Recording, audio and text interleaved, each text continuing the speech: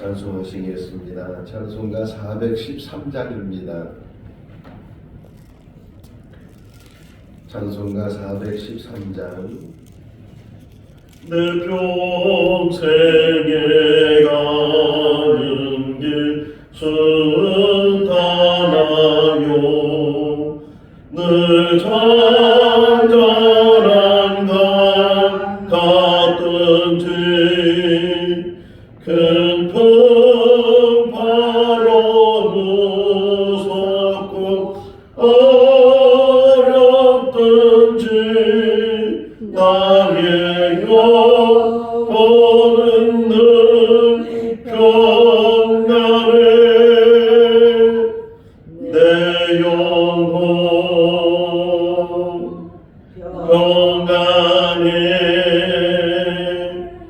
내 영혼 평안해. 저 마귀는 우리를 사랑케 여고 이 뻔히로 가려와도 주 예수는 우리의 대장되니 끝내사 오소이 기니라. 내 영혼 평안해.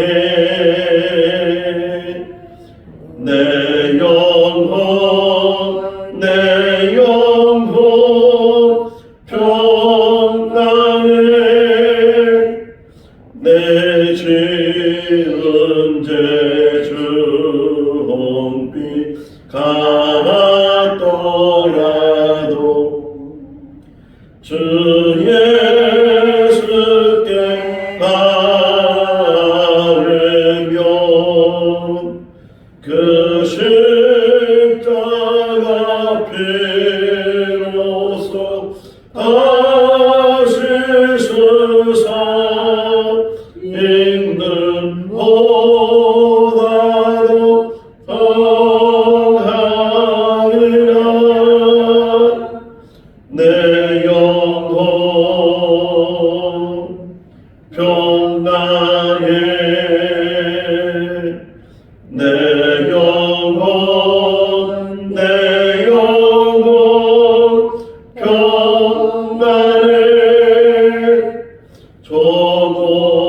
조공중에 구름이 일어나며 그 나팔이 울릴 때에 주 오셔서 세상을 심판해도 나의 영혼은 겁없으리. 내 영혼 평안해. 내 영혼 평안해. 열왕기상 9장 15절에서 28절 말씀입니다. 열왕기상 9장 15절에서 28절 말씀. 솔로몬 왕이 욕군을 일으킨 까닭은 이러하니 여호와의 성전과 자기 왕궁과 밀로와 예루살렘 성과 하솔과 무기또와 게셀을 건축하려 하였음이라. 저들의 이방으로 올라와서 게셀을 탈취하여 일삼고 그 성읍에 사는 가나안 사람을 죽이고 그 성읍에 자기 딸 솔로몬의 아내에게 예물로 주었더니 솔로몬이 게셀과 아래 베호론을 건축하고 또 바알락과 그 땅에 들에 있는 다드물과 자기에게 있는 모든 모든 국보성과 병거성들과 마병의 성들을 건축하고 솔로몬이 또 예루살렘과 레바논과 그가 다스리는 온 땅에 건축하고자 하던 것을 다 건축하였는데 이스라엘 자손이 아닌 아모리 사람과 헷 사람과 그리스 사람과 히윗 사람과 여부스 사람 중 남아있는 모든 사람 곧 이스라엘 자손이 다 멸하지 못함으로 그 땅에 남아있는 그들의 자손들을 솔로몬이 노예로 욕구를 삼아 오늘까지 이르렀으되 다만 이스라엘 자손은 솔로몬이 노예를 삼지 아니하였으니 그들은 군사와 그 신하와 고관과 대장이며 병거와 마병의 지휘관이 되었더라.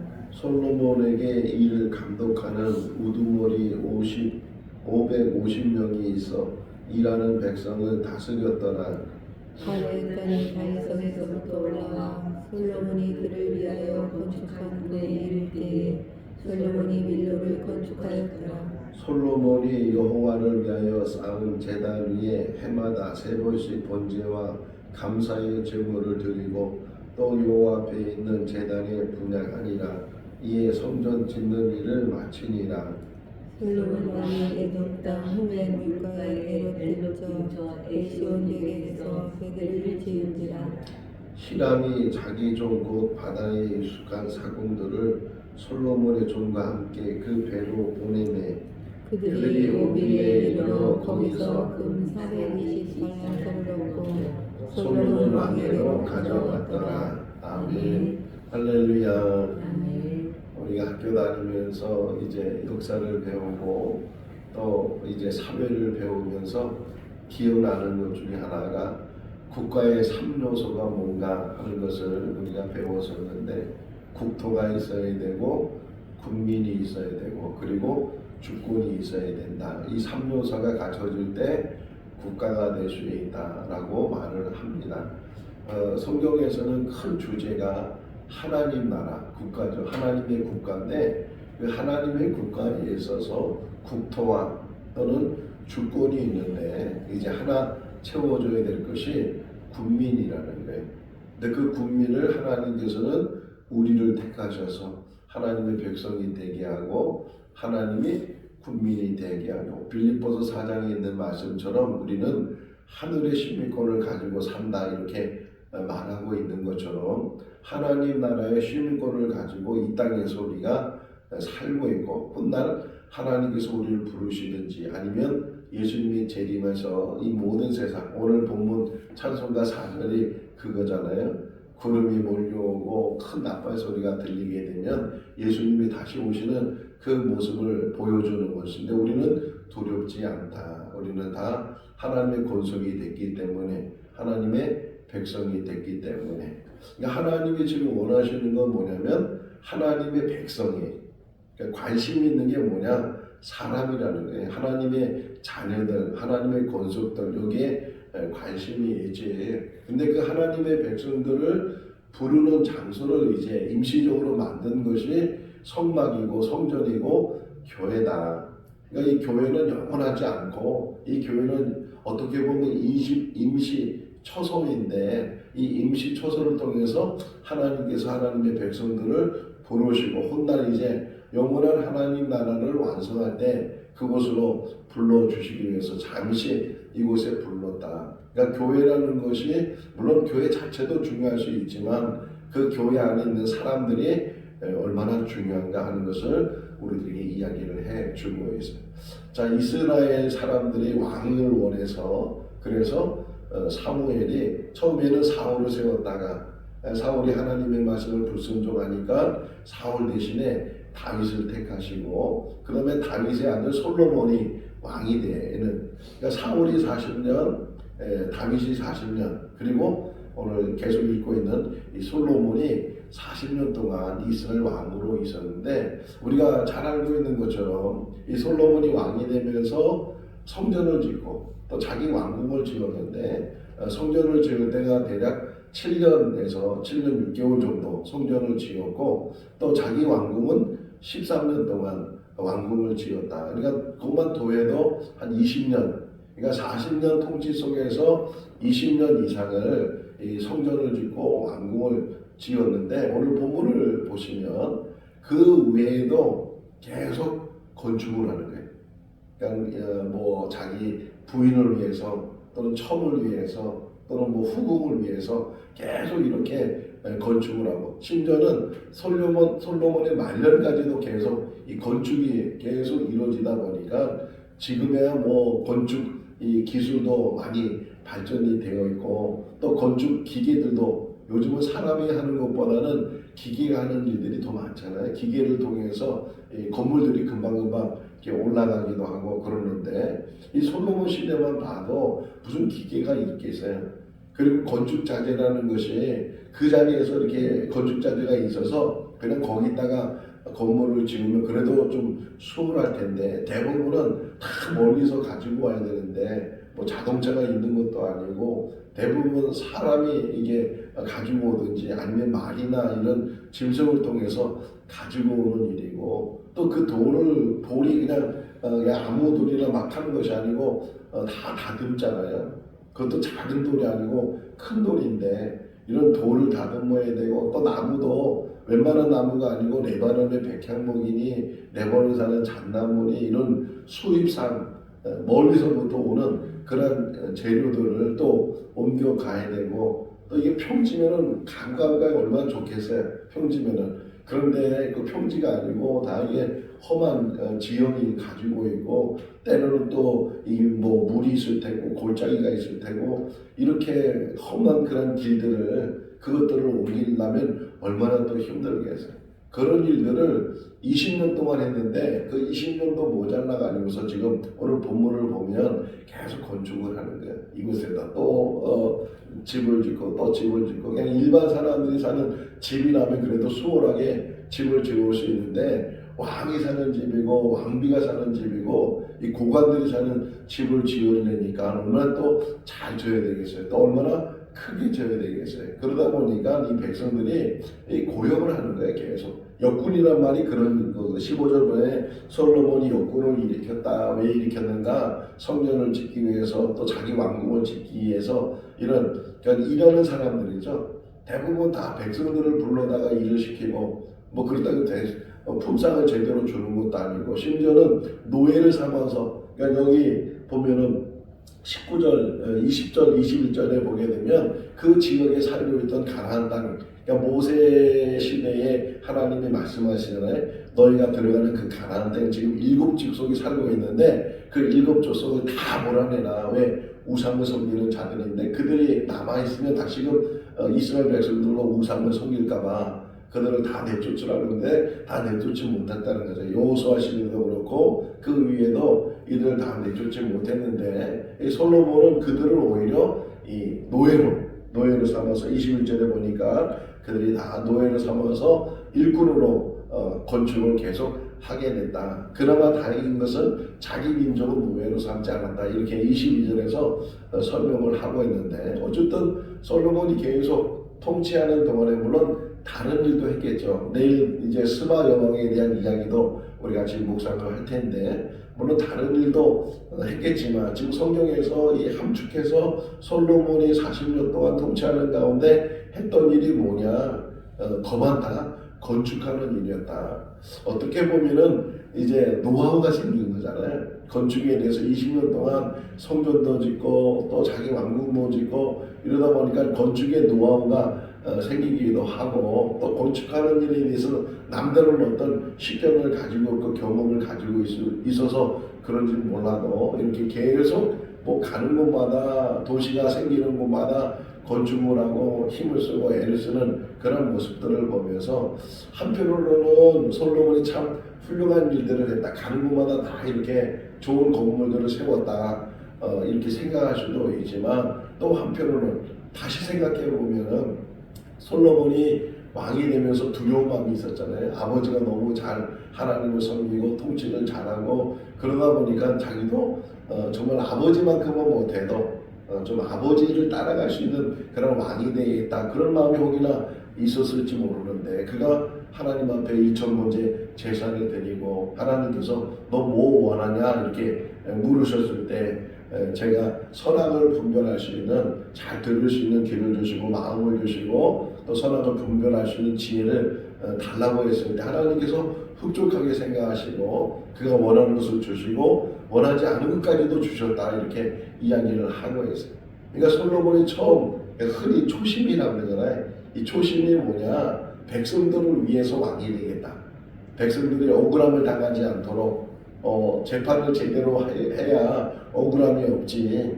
그냥 잘못한 사람은 오히려 잘했다 그러고 잘한 사람을 잘못했다 그러고 또 억울함을 당한 사람에게 계속 그 억울함을 해결해 주지 못하고 하는 뭐 그런 왕이 아니고, 정말 모든 백성들이 다 평안하고 혹이나 억울한 일 있으면 억울함을 잘 풀어주고 그런 왕이 되겠다고 이 솔로몬의 어떤 면에서는 이렇게 하나님 앞에 지혜를 구했는데, 물론 재판하는 이야기도 나오죠. 한 아기의 두 엄마가 와가지고서 자기 아기라고 했을 때 그 아기의 친엄마를 이제 찾아주는 그런 재판도 나오는데, 계속 이제 보면 솔로몬이 결국은 그 지혜를 제대로 잘 사용하지도 못하고 끝까지 그 지혜를 가지고 자기의 삶을 마치지 못했다. 이제 보면 11장에 가서 보면 솔로몬이 결국은 많이 얻었던 그 첩으로 인해서, 후궁들로 인해서 그가 우상을 섬기게 되는 산당을 만들고 그리고 그들이 가지고 있는 우상 앞에 같이 제사 드리고 막 이런 일들을 솔로몬이 말년에 하면서,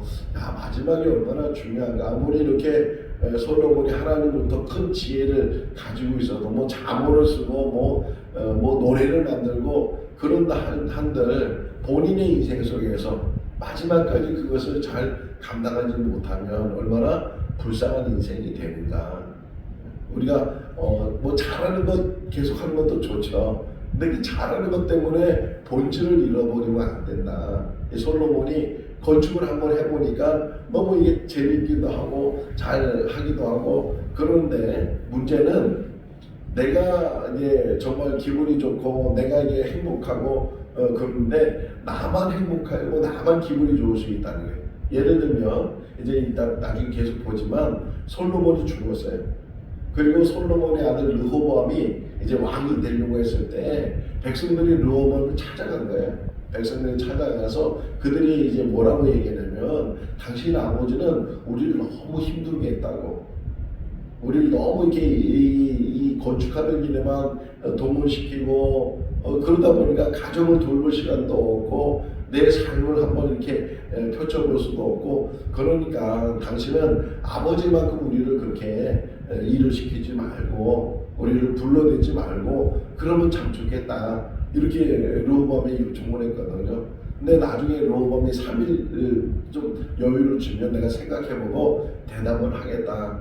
그러고 나서는 자기 친구들과 상의하고서 나는 아버지보다 더한 왕이 되겠다. 이러니까 그냥 백성들이 등을 돌려서 10지파가 여로보암을 왕으로 세워서 북이스라엘 세우는 그런 이야기를 보죠. 그 장면에서도 보면 얼마나 백성들이 힘들었으면, 솔로몬 시대에 얼마나 이 노역을 많이 하고 이런 일을 많이 했으면 그 솔로몬의 아들에게 그렇게 요청을 했겠는가. 그런 것들을 보면서 어떤 면에서는 솔로몬 자신에게 있어서는 이런 일에 대해서는 정말 내가 잘하고 있다고 생각하지만, 또 한편으로 볼 때는 그것이 다른 사람에게는 큰 어려움을 주고 힘든 그런 시간들을 갖게 하는 일이다. 항상 우리가 잘 살아요. 성경에서 바울을 뭐라고 얘기하냐면, 나보다 남을 낮게 여겨라, 이렇게 말하잖아요.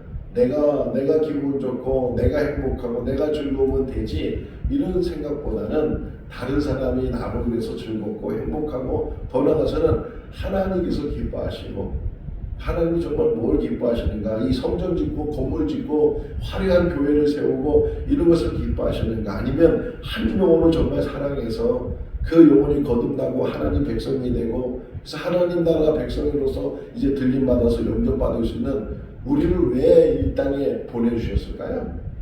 우리를 왜 주님은 지금도 안 오실까요? 베드로는 이렇게 얘기해요. 베드로후서 3장 9절 말씀에 보게 되면, 하나님이 이 땅에, 예수님이 이 땅에 다시 오신 것이 더딘 것은 그냥 더딘 것이 아니고 하나님의 소원이 뭐냐, 한 사람이라도 더 구원받게 하기 위해서. 지금도 많은 사람들이 지금 하나님을 떠나고 있잖아요. 아니 하나님을 모르고 하나님을 섬기지 않고 천국에 대해서는 아예 관심도 없고 예수님에 대해서도 관심도 없고 이 땅에서 잘 되면 되고 이 땅에서 부자가 되면 되고 이 땅에서 높은 데 올라가면 되고 다 이 땅에 관심을 갖고 이 땅에서 모든 걸 다 이루려고 하는데 이 땅은 지나가는 거예요. 다. 아무리 권세를 가져도 공굴십년이라고 하잖아요. 대통령의 권세를 가져도 그 대통령의 권세가 얼마나 강했어요. 아무리 부자라도 그 부자가 그 돈 갖고 뭐 어떡하겠어요. 자기 생명 살리지도 못하는 그런 세상에 우리가 지금 지나가는 나그네 인생의 삶을 살고 있는데, 그러나 분명히 성경 우리에게 얘기해요. 영원한 나라가 있고 하나님 나라가 있다. 그것으로 우리를 영접해 주실 줄로 믿습니다. 그래서 뭐 돈이 나쁘다는 거나 세상의 지위가 나쁘다는 거나 그런 이야기는 아니잖아요.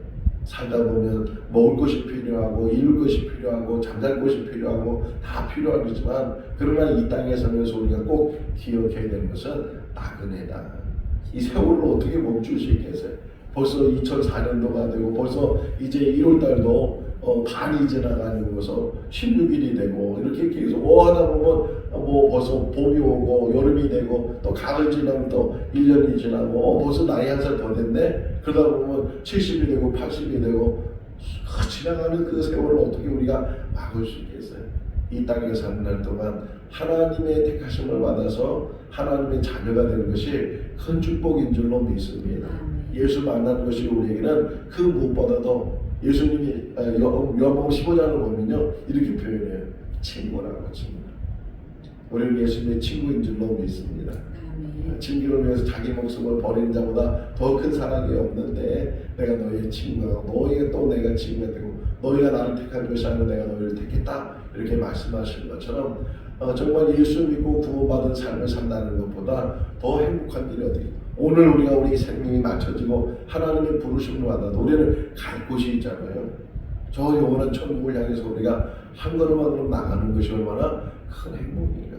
자, 그 다음에 이제 25절 이하의 말씀은 에시온 게빌이라는 것이 나오죠. 26절 솔로몬 왕이 에돔 땅 홍해 물가에 에룻 근처 에시온 게벨에서 배들을 지으라 이렇게 나오는데, 요 에시온 게벨이라는 곳을 잠깐만 설명하려고 그래요. 자, 이스라엘의 지형을 보게 되면 서쪽으로는 지중해가 이렇게 같이 있어요. 지중해.